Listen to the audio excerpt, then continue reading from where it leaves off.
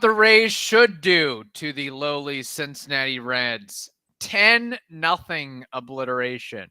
That's what we like. That's what we like, but there were some bad news today as well. So let's talk about it right now. You are Locked On Rays, your daily Tampa Bay Rays podcast, part of the Locked On Podcast Network, your team every day. Hello, my name is Kevin Weiss. I'm Ulises Sambrano. And we are the host of the Locked On Rays podcast, part of the Locked On Podcast Network. Thank you for making us your very first listen every day. Be sure you check out and subscribe to that YouTube channel of ours at Locked On Rays, as well as all the other traditional podcasting platforms. We're also on social media, Twitter and Instagram at Locked On Rays, and you can email us anytime. The mailbag is getting full. At some point, we got to empty it, unload it. That will happen at some point, lockedonrays@gmail.com. Well, the Rays made up for yesterday's or Monday night's clunker, levying a clunker against the Reds, but the good kind where the Rays win 10-0 and shut out the opposition. Lots of nice things and sort of what you would expect against a bad Reds team, but from Taj Bradley to Taylor Walls becoming Superman to Randy Arozarena to Yandy Diaz, a lot of fun to go around in this game before. I think there were I checked the attendance. It was like 87 fans, something like that anyway, and some cheering for the Rays. Oof. Oh, man. Coming out hot, Kevin Weiss is. It's so bad. It is so bad. According to Mark Topkin, there were more than 11,000 there. All right. So as we know from our friend of the pod, David Sampson, those numbers are always kind of inflated. Yeah, that's like a Scrivener's error. Exactly. So you can take that with a grain of salt. But this game, man, although the offense was terrific, there are two main players at this, and it's Taj Bradley and Taylor Walls. I mean, this honestly could be named the Taylor Walls game, right? Yeah. I mean, this is his career game. You have to think. I mean, you not only go deep twice, but from two different sides of the plate, first as a righty, then as a lefty, and you also get a 2 RBI triple to boot. Yeah. I mean, just a tremendous game, and he had a couple nice plays on the field too. I mean, I put on. Did you ever watch Infinity War or Endgame with the Avengers? No idea what any of that. You might as well be speaking Mandarin to me because I don't know what you're talking about. Fair enough. Well, there's a scene where there's a Hawkeye says, "Don't give me hope." I tweeted that out to Walls because I don't want him to give me hope, man. I don't want Taylor Walls to give me hope and then become the 65 WRC plus guy that he showed last year. Don't give me hope, Taylor, because if I start buying stock, I don't want to be left with holding, 75 WRC plus by the end of the year. Look, is he going to stay this hot the entirety of the season? No, like many of these Rays offensive players. This is not sustainable. This is not going to be kept up. But what he did was extremely, extremely impressive. Yes, even though it was against a bad Reds team. But Nick Lodolo, I actually had higher expectations for him than just pitching batting practice. I guess maybe it was just one of those nights where he just didn't have it all there. I mean, from the video and analytics, I thought he would dial it up 95, 96. It seemed more 92, 93. But with Taylor Walls, I mean, the big bugaboo with him previously, correct me if I'm wrong here, Ulises, was he could work in at bat. And he had a good eye and had a good understanding of the strike zone, all that. But the issue was when a pitch was extremely hittable in his wheelhouse, he would either foul it off or hit a weak ball or a dribbler. He wouldn't capitalize on a pitch that he could drive. And now we're starting to see that this year anyway. So far. Yeah. And again, you're definitely right. The offense is not going to be this way all the time. Although I do like it that they're like this against teams like the Reds and Tigers and Oakland and the Nationals. Not playing down to the competition. Not playing down to the competition, which has gotten them into trouble in the past. Now, again, if Taylor Walls was a 65 WRC plus, and that can't play. I don't care if you're, the best. If you're Nolan Arenado and you're giving me tremendous defense, or Machado, and fine, but not a 65 WRC plus. But Kevin, I'm not asking him to be a 2-homer a day kind of guy. If Taylor Walls is 85 to 90 WRC plus, I buy. Yes. I buy. Because the glove plays, especially if the people around him are providing offense. So let's see if that is something that we can track this year, is the offensive evolution of Taylor Walls. I know that a lot of people have soured on him, and, they've got some merit to do so. I mean, when again, you post that low of an offensive production, people have a leg to stand on. But if he's able to kind of grow from that and become, again, 85 to 90 WRC plus kind of guy, man, I don't think that that's a tradable guy right now. Yeah, absolutely not. You got to keep him on the roster. We've got more to discuss about this game and the unfortunate news that we learned with Jeffrey Springs. But first, we have to tell you something very important. For a championship team, hopefully like the Rays, it's all about making sure every player is a perfect fit. It's the same when it comes to your vehicle. Every part needs to fit just right. So the next time you need parts and accessories, head over to eBay Motors. With eBay Guaranteed Fit, you can be sure every part you need fits right the first time around.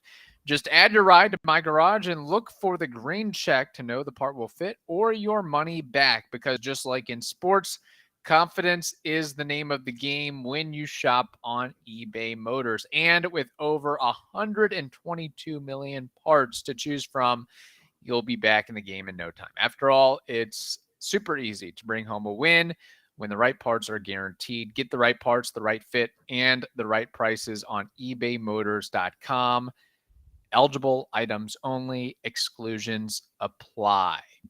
So we mentioned Taylor Walls, and his offensive outburst really was an outburst offensively for the Rays as a whole. 17 hits. Gotta love that, of course, with the 10 runs as well. But Yandy Diaz from the top of the order. Yandy, I've got a little prop bet action for you.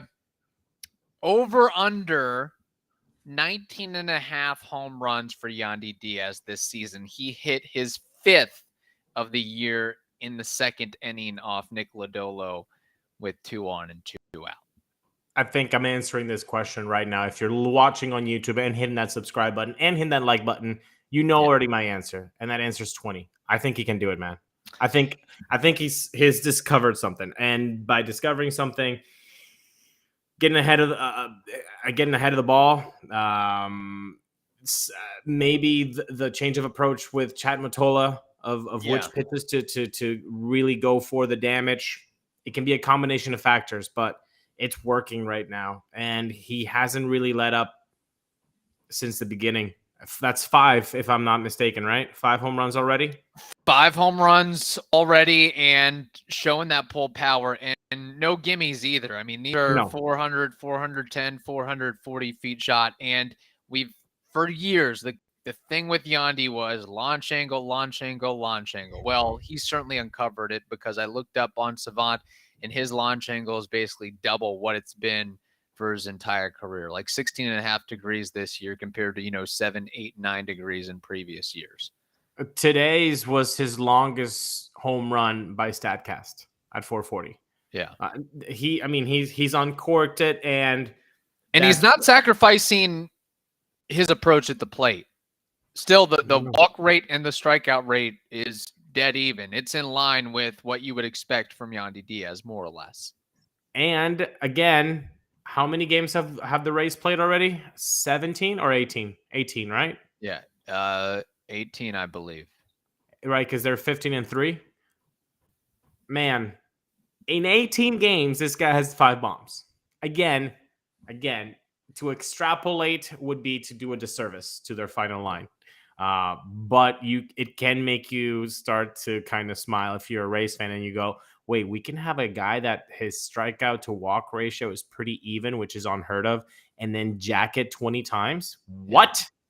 That's ridiculous.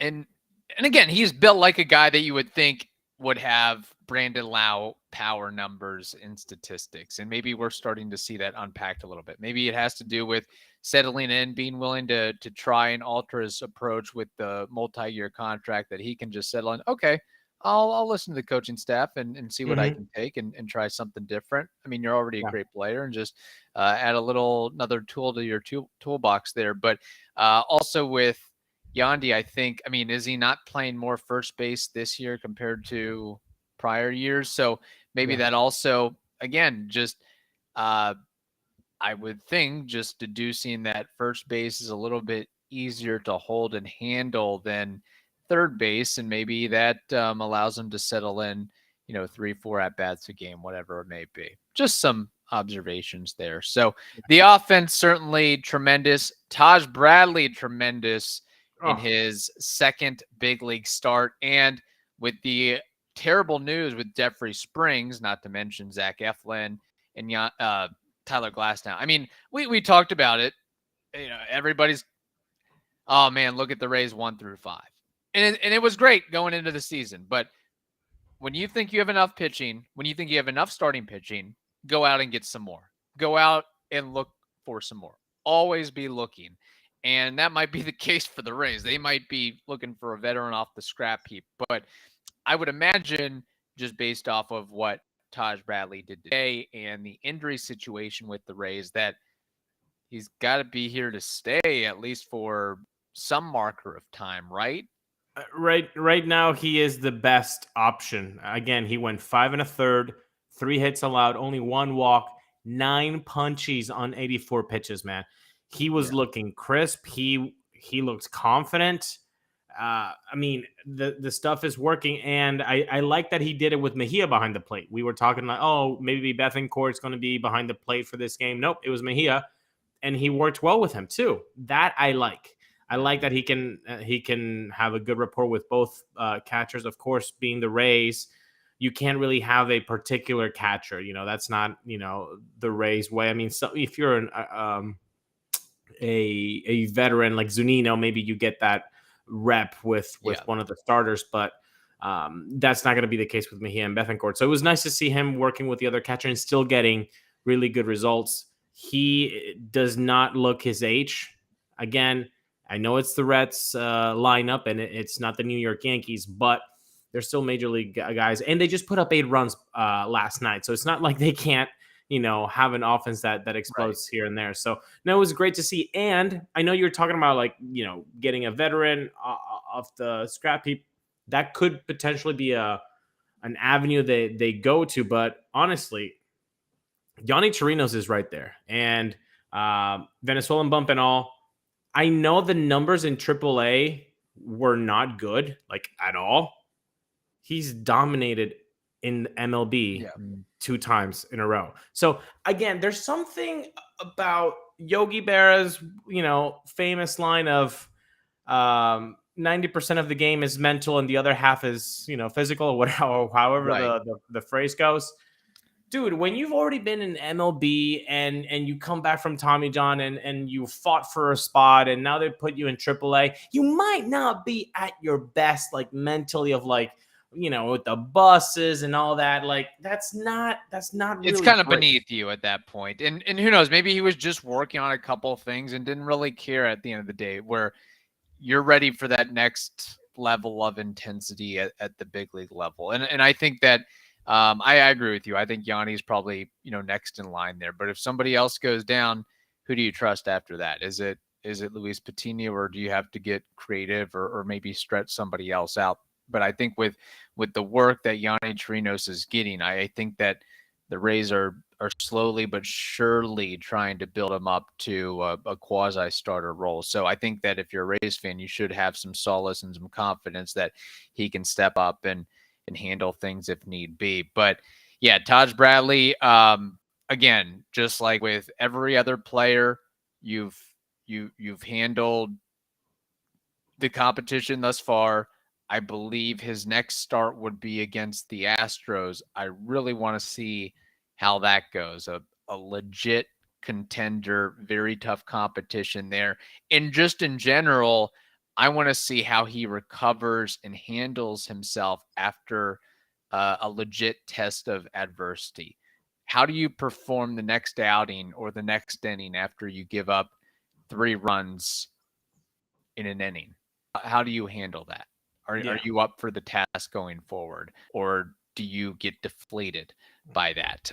So that's going to be something that I watch out for. But something tells me that Taj Bradley, this is the year of Taj Bradley. This is with what we learned about Jeffrey Springs, unfortunately having to undergo Tommy John surgery. I would think that Taj Bradley is going to get innings aplenty this year for the Rays. I mean, I'm already penciling him in for triple digits this year. Whew, that would be exciting. Exciting because you want to see Taj Bradley and what he can do at the major league level, but also disappointing because that was probably not in, plan A to have him do that. But again, nor was it in plan A for the Rays to lose 3/5 of their starting rotation 2 weeks in. True, but again, I think we need to hold off on the panic button here because, yes, Tyler Glasnow is missing, but he should be coming back in a month. Yes, Zach Eflin has been missing, but he really only missed like 2.5 starts, and he'll be back on Sunday. So those two guys, they've been missing in action, but it'll be okay ultimately if they don't get hurt again. The Jeffrey Springs news of having to undergo Tommy John, which means no 2023 ball anymore and 2024 chopped. That sucks. That's what really sucks. That's we did not see that coming, especially how well he was pitching, and he was actually garnering some really good reputation, outside of the Tampa Bay region. People were starting to name him as that next underrated pitcher that you didn't know about, but you should know about. Yeah. And we'll discuss more of that. I hate to be the break commercial Gestapo, but Ulises, we got to tell the audience something very important before we continue on the Jeffrey Springs discussion. Well, I mean, if you're a Rays fan and now you're wondering, well, what should we do with Yonny Chirinos? Jeffrey Springs goes out. Well, how do I go out to free agency? If you're thinking like that, well, I have the game just for you because Pro Baseball GM does that exactly. So that's what you need to do is download Pro Baseball GM immediately. In this game, it allows you to manage every strategic aspect of a franchise. You can hire the right coaches and staff. You can scout and draft players. You can navigate through free agency and all the ups and downs of a season. It is a challenging and realistic game world. Ultimate Baseball GM is completely free and playable offline, so you can play on the go as you want, when you want to. Locked On Rays listeners, listen up. You get a 100% free boost to your franchise when you use the promo code Locked On, that's LOCKEDON, in the game store. So make sure to check that out. To download the game, just visit probaseballgm.com, scan the code, or guess what? It's 2023. You can look it up on your app store much faster. So, Ultimate Baseball GM, start your dynasty today. Ranking 1 through 10. Kevin Weiss. How worried does the Jeffrey Springs, Tommy John news hit you? 1 through 10. 10 being, oh my goodness, season over. 1 is, who's Jeffrey Springs? Yeah, good question. First off, again, feel bad for Jeffrey Springs, but I hate to say I told you so and threw a little warning preseason, but when you have a guy like that who had never been earmarked for that amount of innings and to throw that amount of innings, same thing with Drew Rasmussen, same thing with Shane McClanahan, you never know when an arm is going to become unhinged. So again, I feel bad for Jeffrey Springs. on the other side of that, I'm also very glad that he signed that multi-year long-term contract extension because he's got his money now. It's solidified. Taj Bradley, that's a little tip to you. Shane McClanahan, that's a little tip to you. Drew Rasmussen, it's a little tip to you too. Because I think Jeffrey Springs will return and be an effective pitcher. Will he be as effective as he has been that we've seen? We can't answer that. You just never know what can happen, especially as a pitcher. You never know if you're ever going to become your normal self. But as far as the level of concern, now, what are we talking about? Like the Rays' ability to make the playoffs, the ability to contend for a championship. Before the Jeffrey Springs news came out, right? Okay. And you already knew, Zach Eflin's going to come out on Sunday, and Jeffrey Springs is pitching well. He hasn't gotten hurt yet. He's pitching well. What were the expectations of that, 12-0 team, 13-0? You were already thinking not only playoffs, but a deep run. Am I correct? Well, I was thinking, and maybe still am thinking, upwards of 100 wins, but that can also mean a quick exit from the playoffs as well, because the playoffs very often can be a crapshoot. I would say, just based off what you've said with Eflin and the confidence of Glass now getting back, and we're seeing Yonny Chirinos find himself and Taj Bradley coming into his own, and never discount the creativity and originality of the Rays. I would say about a 6. Okay. That's fair. Yeah. I think they've built up a really good cushion thus far. Yes. So yes, I don't think this necessarily it doesn't, totally, completely, utterly break them. Now, if you said if we're swapping the names, Shane McClanahan for Jeffrey Springs, that's a different level. Even though Jeffrey Springs, maybe his numbers on paper were better thus far than pretty much every other Rays starter. Losing I know you don't like the A word yet with Shane McClanahan, that's a different, more decimating blow to the organization and the team, the clubhouse, and the fan base in general. Your number one is down for the count. Where Jeffrey Springs, we don't even really know what he is. I mean, is he a 3? Is he a 4? We're still trying to determine and figure that out. He's a fast riser for sure, or was a fast riser. But it's not like, oh my gosh, the sky is falling, the world is over. I would, hindsight being 2020, and me being ultimate baseball GM over here, I'm saying, hey, can we let's rent a player, let's rent Joe Ryan for the rest of the season, see how that works out. Although Nelson Cruz is like having a resurgence, crazily enough, I guess. That's what I'm hearing anyway. But no, I think the Rays will figure it out. They seemingly always do. And if the offense continues to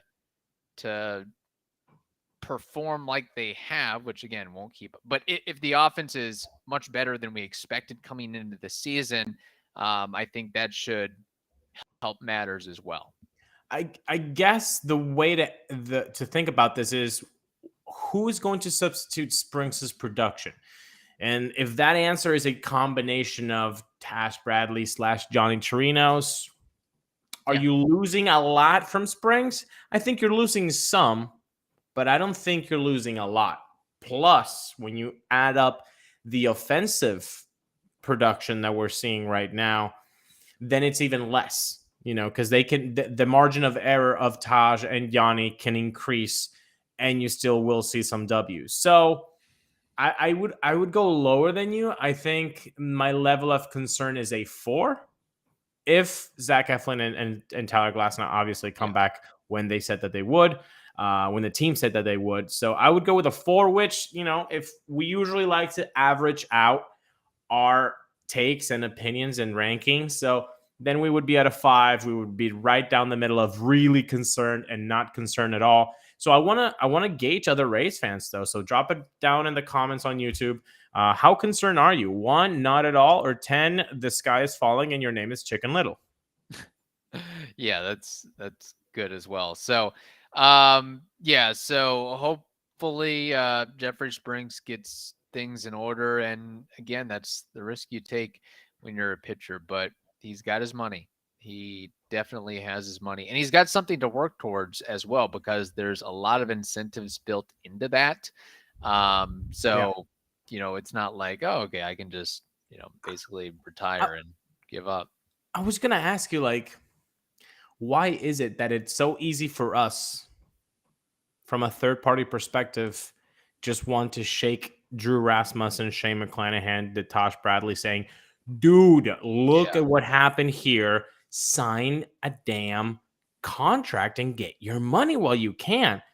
And then as soon as I had that thought, the other thought came in, which was they wouldn't be where they are if they didn't trust in themselves. Yeah, you got to believe in yourself. You got to have that confidence. They wouldn't be there if they weren't competitive souls that they probably compete about throwing paper at a trash can in the dugout. Right. I mean, they will compete about everything. So knowing that it's a little bit like, oh, maybe that's why they don't sign. But again, it's still the first one overrules everything else, man. I think anything can happen to you injury wise, not even on the field, off the field, a car crash, dude. Like, you never know, going up and down the stairs.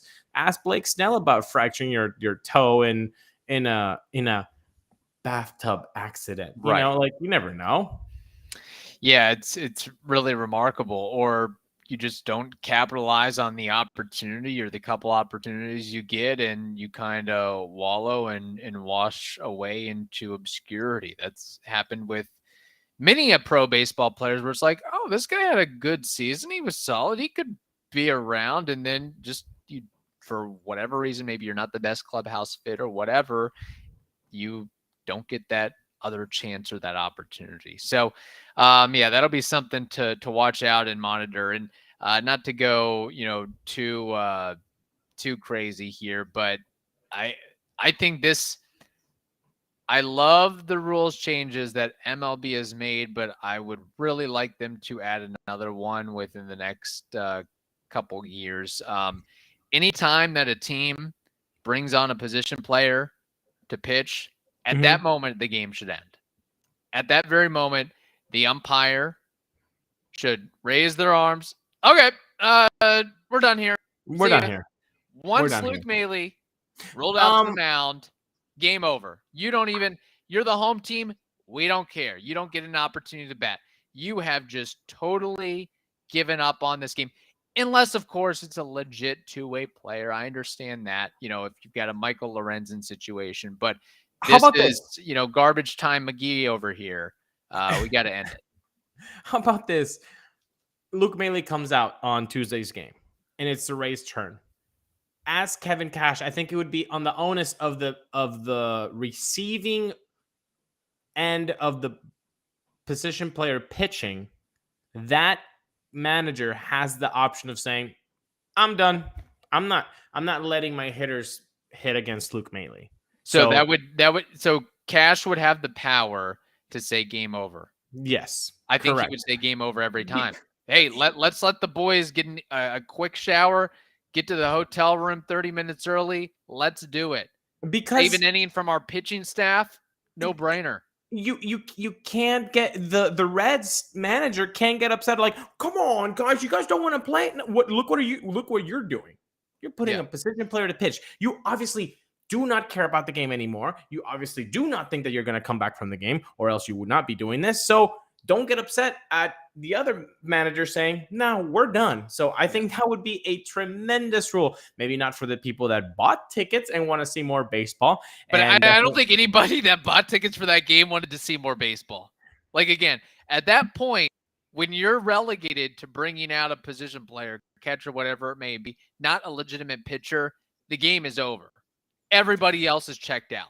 Hey, you know my take. I agree 100,000% with you. I'm just trying to play devil's advocate for the people that bought the $33 tickets and are enjoying themselves on a very nice evening in Cincinnati. By the way, talking about Cincinnati, folks, everydayers, you should know tomorrow we have a crossover with the Locked On Reds host, Jeff Mhm. and Steven, which should be really, really fun because Jeff and Steven definitely know their baseball and they're really, really passionate. So you guys are going to be really in for a treat for this crossover. That's the unfortunate thing is Cincinnati, such a great baseball market. You've got knowledgeable fan base, people that are so passionate about baseball and passionate about their team. But I mean, there's so much chicken left on the bone with the Reds over the years. I mean, when I was growing up in that area and the games were on television, we've talked about this before. I could just, they're going to be 500, slightly under 500, 78 and 84, 80 and 82. Mark it down. That's what they're going to be. They're going to have some fun players to watch. There's going to be some fun games, but you're basically not going anywhere. You're Mr. Third in the NL Central every year. Yeah. So, yeah. So that'll be a fun crossover for sure. And I really hope Rob Manfred takes me up on my rules change suggestion. It's the equivalent of just running out the clock in football or basketball. Yeah, whatever. take the knee. We're done. Yeah, let's wrap it up. We're done, just like this episode. Hope you all have a wonderful day. Stay safe, and we will talk to you tomorrow.